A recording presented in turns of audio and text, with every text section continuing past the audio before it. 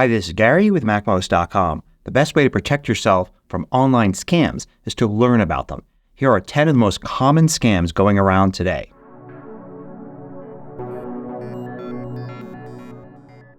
MACMOST is brought to you thanks to a great group of more than 2,000 supporters. Go to MACMOST.com/Patreon. There you could read more about it, join us, and get exclusive content and course discounts. So this first scam is fairly common, especially if you use Venmo, but it could happen on other payment systems as well. The way it works is you get some money from somebody you don't know. So all of a sudden there's money sent to you.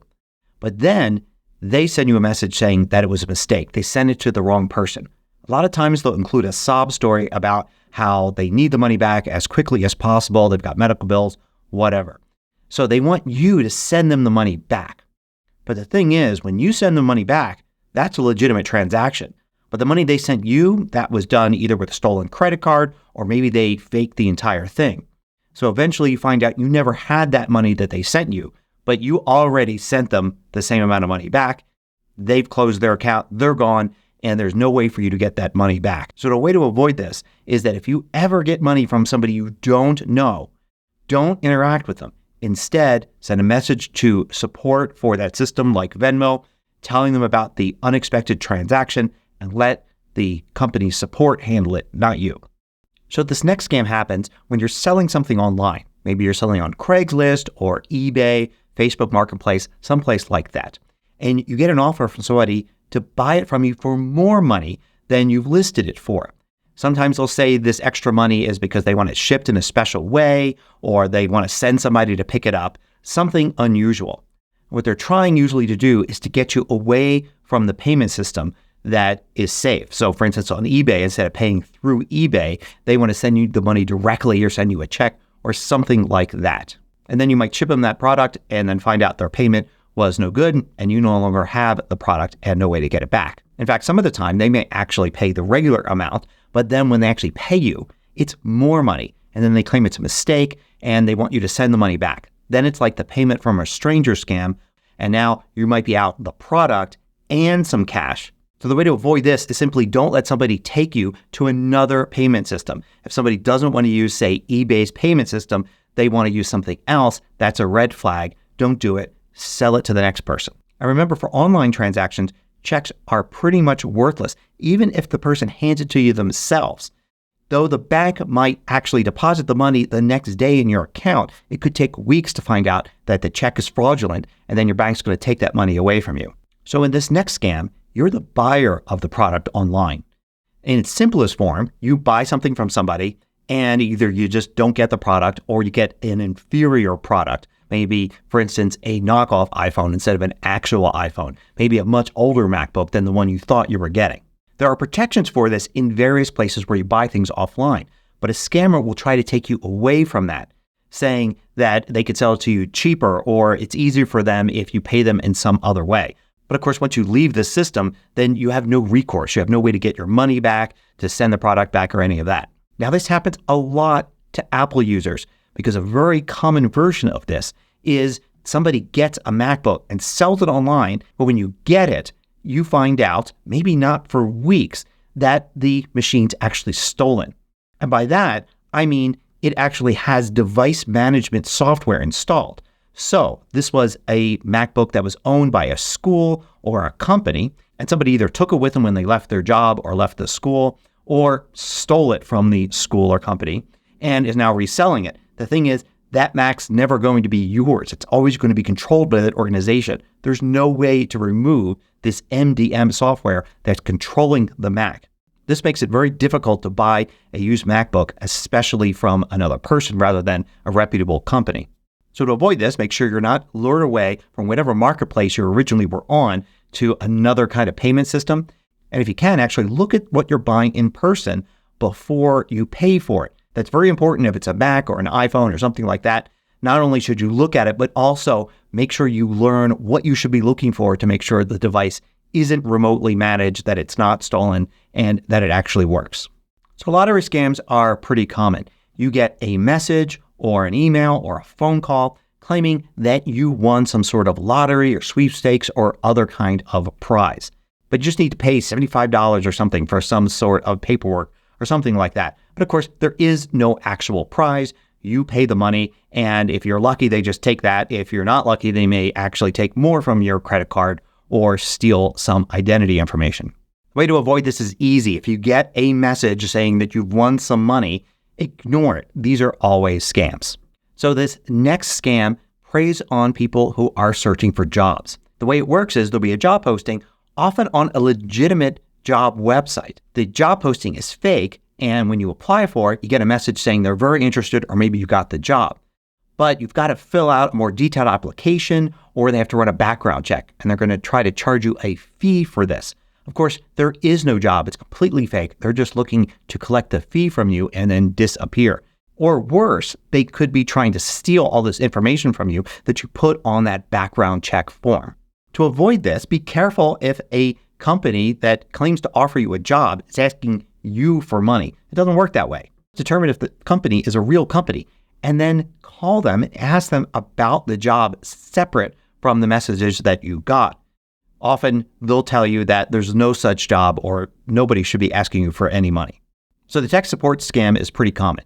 You get an email, a text message, or a phone call from somebody claiming to be from a company that you deal with, like maybe Apple, or it could be Microsoft, it could be your ISP. And they say they've detected a problem with your computer. It's got malware, it's got a virus, or something like that. And they want to help you. So they want you to give them access to your computer so they can log into it so that they can poke around. And of course, these people are not from any of these companies. Companies like this don't monitor your computer remotely. They don't call you out of the blue to provide help or anything like that. This is always a scam. What they're trying to do is, of course, get onto your computer, either steal information from you, get money from you somehow, or perhaps install something on your computer to do any of those later on. Now, sometimes this takes a form of an ad on a web page, but the ad is designed to look like it's an alert that's not part of the web page.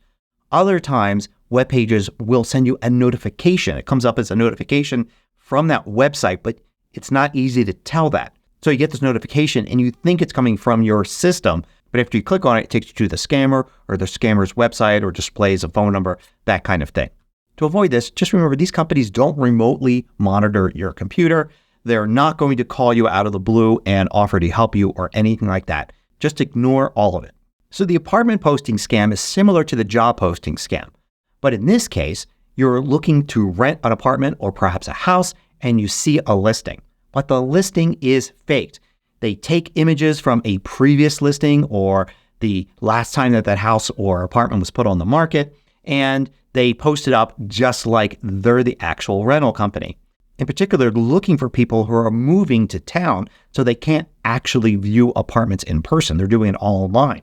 But of course, they've got nothing to do with this apartment, and it's probably not even for rent. They're going to tell you that you've got the apartment, and they're going to want you to fill out an application so they get information from you, and then probably pay a fee, maybe even a security deposit. And they're just going to take that money.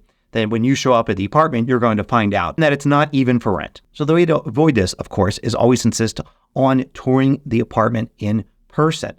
If you can't do that because you're out of town, then you're going to have to plan either a trip to visit to find an apartment, or you're going to have to look for something like a hotel where you could stay at for a long period of time while you find an apartment. Renting an apartment online remotely is just filled with scammers. So the online romance scam has been around for a long time, probably since the beginning of the internet. And it could start certainly in a dating app, but it could also start anywhere that you chat and meet other people. And it goes very slowly because the scammer actually has dozens or maybe even hundreds of people on the hook.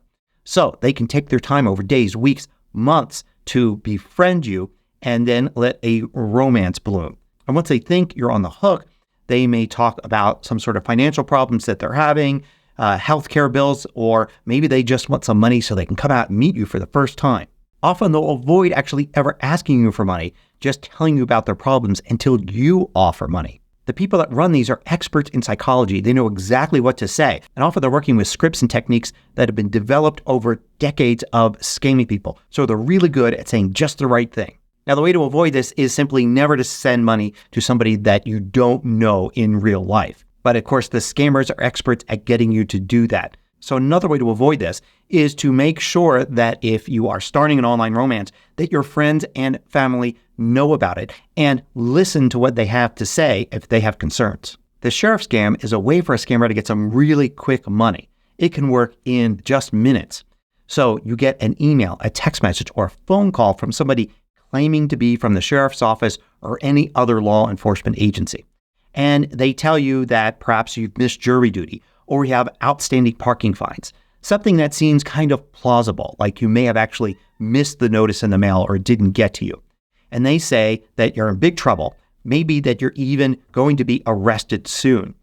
But you can take care of it by paying right now. And they offer some sort of reasonable amount, $100, $300. Strangely, they often want you to pay with gift cards, which should be a red flag. But at this point, the whole thing seems so urgent that you're very distracted and may fall for it. They try to keep you on the phone or keep you chatting online. They'll claim, for instance, that if you try to actually call the sheriff's department or go in yourself, that you'll be arrested on the spot.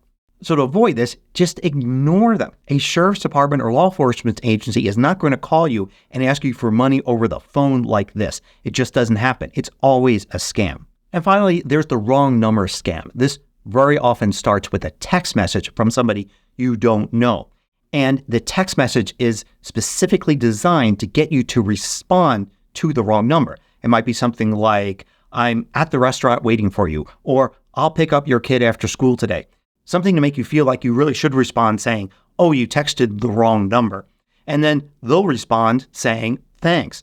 And then they'll strike up a conversation, maybe right then, maybe later. They'll tell you how nice it is that you actually responded to them. They'll start talking to you. It seems perfectly harmless. But the goal for them is to actually keep telling you about how successful they are or how much money they have until you eventually start asking them about it. Then they'll talk about some sort of investment strategy they use or how they invest in cryptocurrency, something like that.